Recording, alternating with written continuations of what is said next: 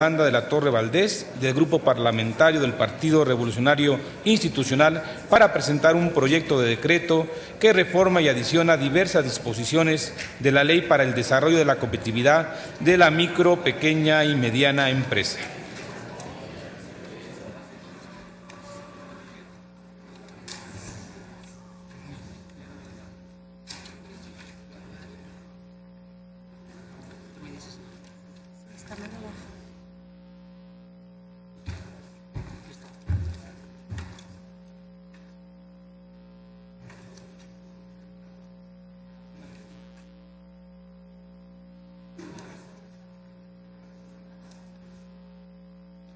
Con su venia, señor presidente, compañeras y compañeros, señor coordinador Emilio Gamboa. Hoy vengo ante ustedes para presentar una reforma a la Ley para el Desarrollo de Competitividad de la Micro, Pequeña y Mediana Empresa en materia de discapacidad.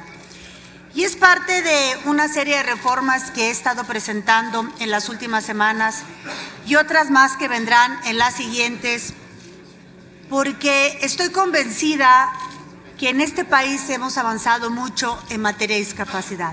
La Ley General para la Inclusión de las Personas con Discapacidad ha sido un gran avance y que hoy es una ley paradigmática en el mundo, pero falta mucho más por hacer y tiene que ver con la armonización y la congruencia que tenemos que tener en nuestro marco jurídico con la reforma de Derechos Humanos de junio de 2011. Por ello, a continuación cito lo siguiente: la pobreza no es natural, es creada por el hombre y puede superarse y erradicarse mediante acciones de los seres humanos.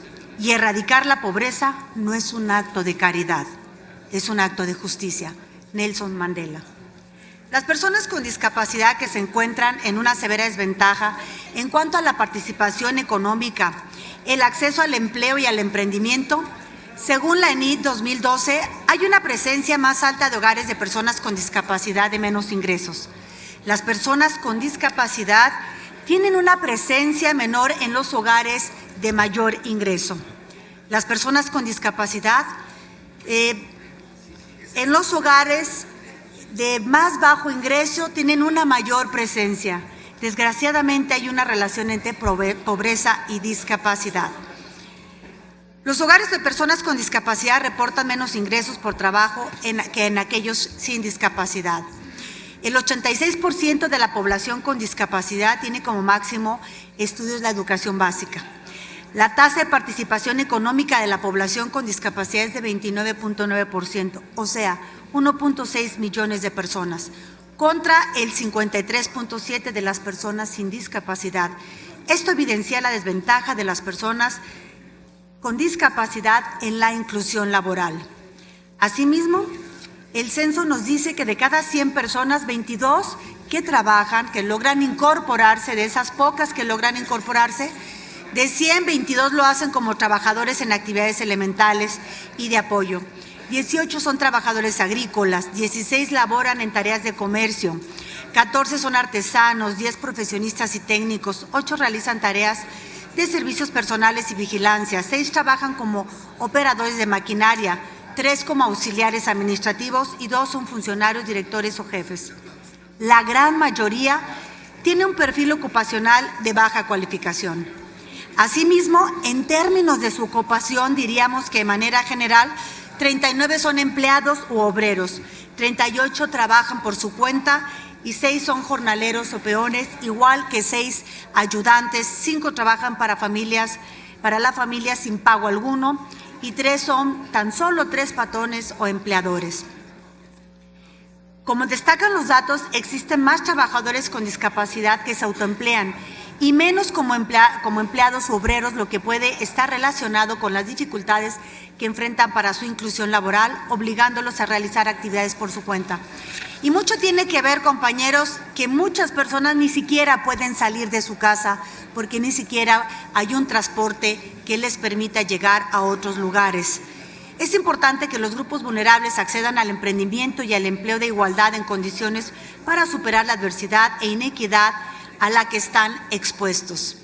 La ENADIS 2010 También, que es la encuesta nacional sobre discriminación, nos revela que las personas con discapacidad encuestadas señalaron que el desempleo como el principal problema a que enfrentan.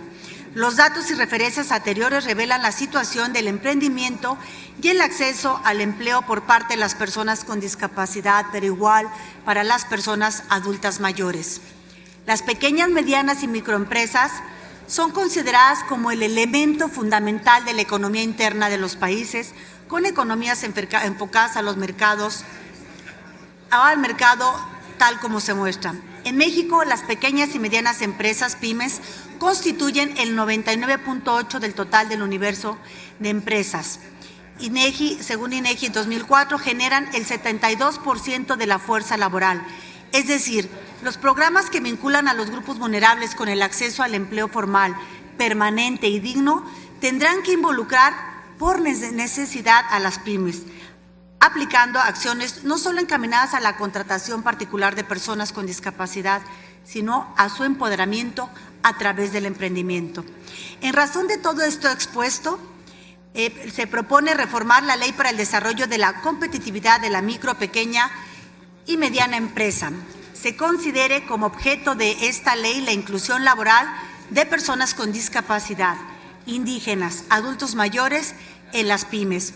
Que la Secretaría de Economía fomente el acceso al financiamiento a las pymes por parte de las personas adultas mayores, las personas indígenas y las personas con discapacidad. Los programas sectoriales contengan perspectiva de inclusión.